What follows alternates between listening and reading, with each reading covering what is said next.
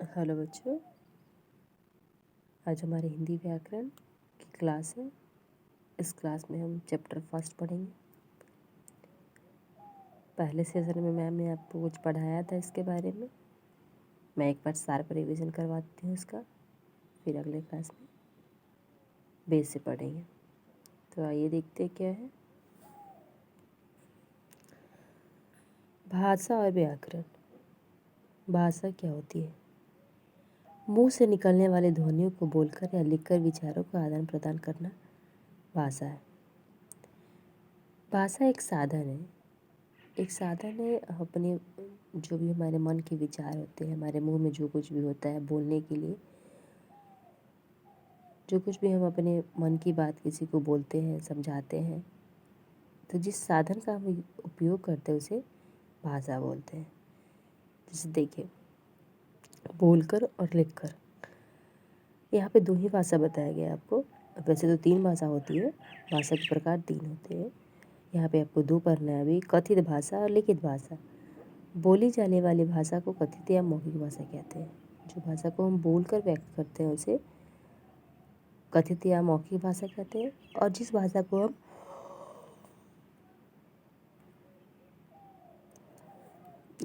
को हम लिख कर व्यक्त करते हैं उसे लिखित भाषा कहते हैं। तो यहाँ पे आपको दो भाषा का प्रकार पड़े, लिखित भाषा एंड मौखिक भाषा। अब है व्याकरण। क्या होता है व्याकरण? भाषा के शुद्ध रूप को ज्ञान कराने वाले नियमों के समूह को व्याकरण कहते हैं।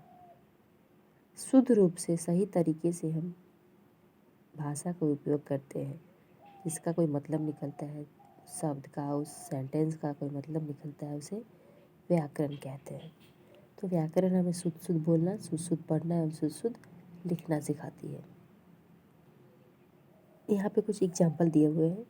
निम्नलिखित वाक्यों को ध्यान से पढ़ो। शुभ शुभ बोली, यह हमका घर है, एक फलों की टोकरी लेते आना।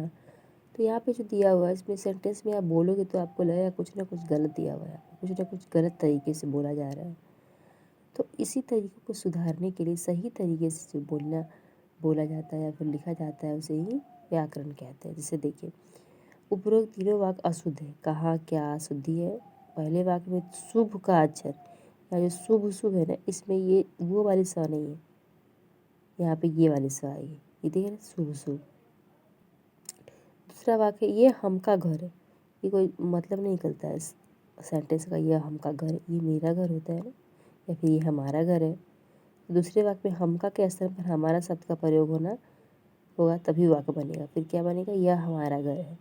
तो ये शुद्ध हुआ, शुद्ध तरीके से लिखा हुआ है, तो इसे ही हम भाषा कहते हैं। चलिए,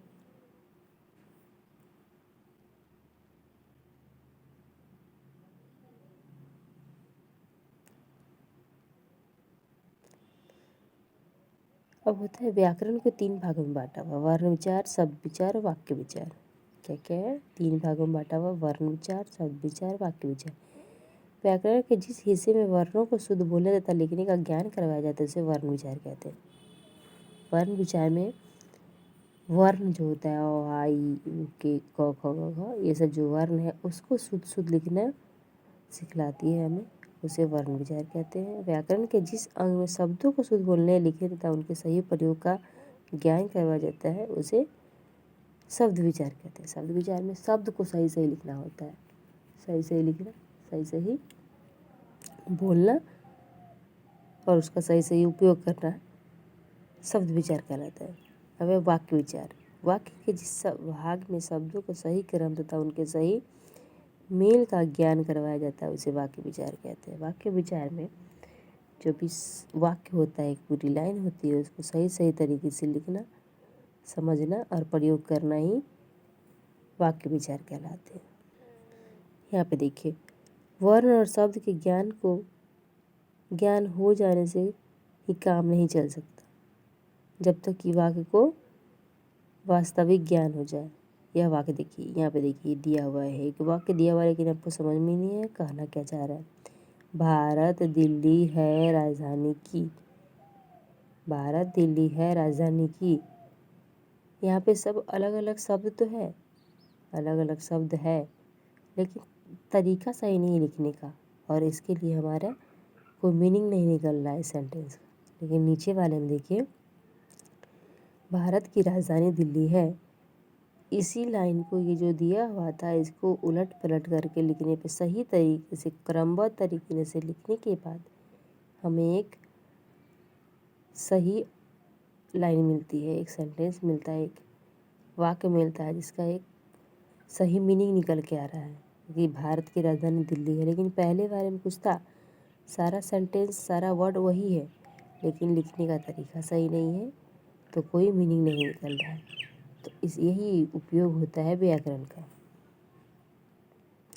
किसी भी बात को सही तरीके से व्यक्त करना होता है, व्याकरण कहलाती है।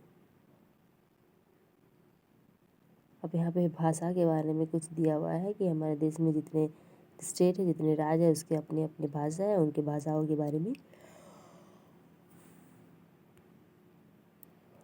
उनकी भाषाओं के बारे में आपको याद करना है। जैसे उड़ीसा, उड़िया है तो उड़ीसा में बोला जाता है।